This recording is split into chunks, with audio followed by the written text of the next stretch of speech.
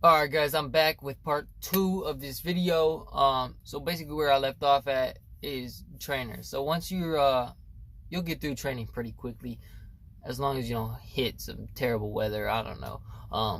But we got through it just a good time. There were some people that did not get through it. There was a kid in a 2-bunk trailer. He had 2 trainees and 1 trainer in the truck. He was supposed to finish training way before I did. Unfortunately, the truck broke down for about a week and a half. I remember texting him like 3 days into it, and he was like, yeah, we're stuck. I texted him like another week. He was still stopped. I'm like, dang. He said the truck, we should be good to go in the morning. I was like, dang, that's, I'm already got a damn near 100 hours in. So yeah, just know there's some things that are out of your hands. You can't control the truck breaking. You can't control the weather. Just know that. Anyways, from then on, I went and upgraded at South Holland. It's pretty easy. As long as you back in at the truck stops, they're gonna be impatient with you. There's people when you're practicing, people are gonna be impatient. They're not gonna want you to back up. As long as you're a new driver, just take your time, man. Fuck all those other people. Get your practice in and back in the spaces in the truck stops and in the yard even. Because there are some people that are not out there to help you. They just get their shit and get going. They'll go 15 in the parking lot. They're like hazard. They just watch out for them. There's some impatient assholes in this industry. On the flip side, there are some people with great hearts. They will want to help you. I've asked 2 different people already to spot me. Don't feel ashamed to ask somebody to spot you. I'm not ashamed to ask, like, hey, what's the worst that happens? They say no, or I look like a dumbass because I came back. Who the fuck cares? I know I'm not an expert at backing. I've only done this for 2.5 months. I understand that, but people are glad to help.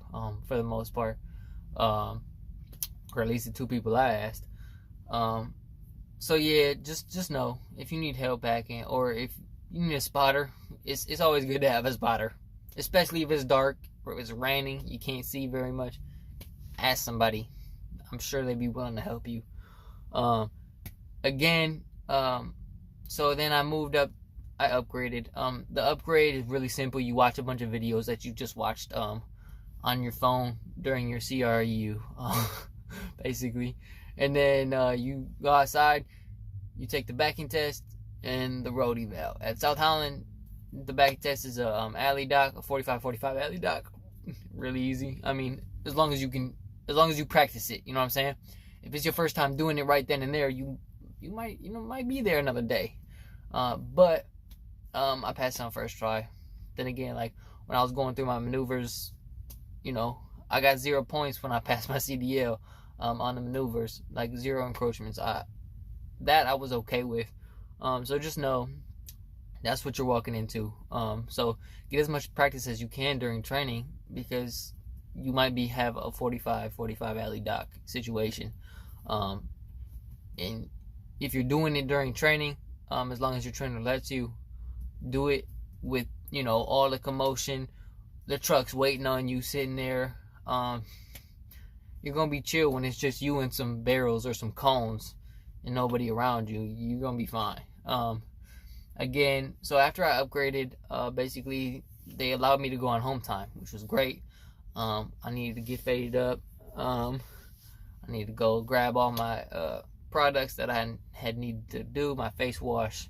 I needed my trimmer. Completely forgot my trimmer at home. But yeah, everything you need that's essential, you'll realize you need on the truck that you didn't take to the school with you. Yeah, it's a perfect time to grab it. Take care of everything you need to do at home. Again, I had planned my home time around the pay scale, like the pay periods. So I went home on a Thursday, came back on a Wednesday. And that's just because they couldn't find a truck coming through my area. I really only needed like 4 days off, but oh well. Finally, they found a truck for me. Somebody had quit, dumped the truck in Cincinnati, which is a couple 100 miles from me. Oh well, it was nothing. I got a ride down there. He asked me, he's like, hey, We don't have any trucks coming through your way that need a second seat. He's like, but I have this truck. It's yours if you want it. I was like, yeah. So I made arrangements to get down there to Cincinnati. But only thing I had to do was go to my local Freightliner in Toledo and get a key.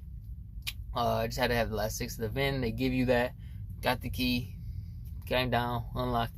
The truck was pretty trashed. I'm gonna be honest. If you're in the same circumstance I am, just know the truck might be a little dirty. There's pizza boxes, just random food trash everywhere. Just know what you're walking into. I deep cleaned it. Got some Clorox wipes out. Got some spray. Air freshener. Aired this baby out. It's nice now. So just know. And then on the flip side, I walked in. It's a 2018. Not many people just coming out of phase 1 be a first seat in the 2018. I've been treated very well with C.R.England. There are some people that have a bad taste in their mouth with C.R.England. You guys gotta understand, this is a starter company. You just got your CDL through them. You need to be a little appreciative. They turned my life around a little bit, gave me another opportunity in life to make something more of myself. I'm not a college. I didn't do well in college. I just wasn't a college person. I did very well in high school. College wasn't for me. And this allowed me to, have a career, make some money that I don't need a degree for. And there are not very many industries out there that allow you to do that. So just keep that in mind as well. But yeah, like I said, I've got a 2018 truck right now. I'm pretty damn stoked. They hooked me up. I'm just waiting to pick up a load and go get my second seat. Again, you never know who your other person's gonna be unless you already have a teammate that you had met. Unfortunately, all the people that I wanted to go with, they switched to a different company who had bought out their contract. That's their decision. That's fine. I made the commitment. I made the contract to stay with C.R.England. I'm a man of my word. I'm just going to stick with them, which is fine. But now I just don't know who's going to be my second seat. Just keep an open mind about that, guys. That being said, I think there should be some sort of etiquette in trucks. To me, I think if you're driving, you got control of the radio. That's on you. There's something that shouldn't be talked about in the truck. Politics, I believe, is one thing that probably shouldn't be talked about, especially if you guys don't agree upon something, because what it's gonna end up happening is some people get emotional and over into the political debate, and they don't know how to turn the switch off, and then it leads and can leave a bad taste in their mouth throughout the rest of the day. And nobody wants that. I don't want to sit there and argue with you about politics and then turn around here and nobody wants to be mad for no reason. Just know politics might not be something you want to talk about. I mean, if you agree upon something, then hey, go ahead, talk shit about the other people. I don't know what else to tell you. But if you don't know and you're not sure, probably not something you really want to talk about, because you might not end up in the same position you were 10 minutes ago, really cool with somebody. But yeah, I mean, other things to talk about, like sports.